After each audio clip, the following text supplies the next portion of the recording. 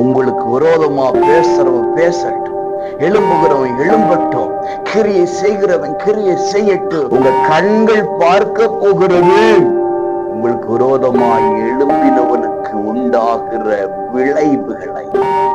உங்கள் விளைவு ஆசீர்வாதமாய் இருக்கும். பிரியமானவர்களே, கர்த்தர் இயேசுவின் இனிய நாமத்தில் மனதார வாழ்த்துக்கள். ஏசப்பா உங்களை ஆசீர்வதிப்பாருங்க. தானியேல் 3:22. அக்கினி ஜுவாலையானது சாத்ராக், மேஷாக், ஆபேத்நேகோ என்பவர்களை தூக்கி கொண்டு போன புருஷரை கொன்று போட்டது. பிரியமானவர்களே, என்ன பண்ணுனாங்க இவங்க? இந்த பலம் நிறைந்த யுத்த வீரர்கள் என்ன பண்ணுனாங்க? ராஜா சொன்னதை கேட்டாங்க.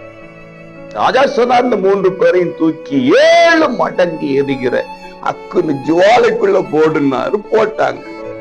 அவ்வளவுதானே? ஆனா இவர்களை அக்கினி ஜுவாலை கொண்டு போட்டது, பட்சித்தது. உனக்கு விரோதமாய் எழும்புகிற ஆயுதம் வாய்க்காதே போகும். உங்களை தொடுகிறவன் அவருடைய கண்ணின் இமையை, மணியை தொடுகிறார். ஆமென்.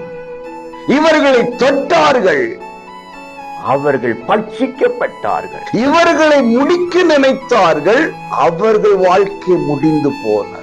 தேவ பிள்ளையே, உங்களுக்கு விரோதமா பேசுறவன் பேசட்டும், எழும்புகிறவன் எழும்பட்டும், கிரியை செய்கிறவன் கிரியை செய்யட்டும். உங்க கண்கள் பார்க்க போகிறது உங்களுக்கு விரோதமாய் எழும்பினவனுக்கு உண்டாகிற விளைவுகளை.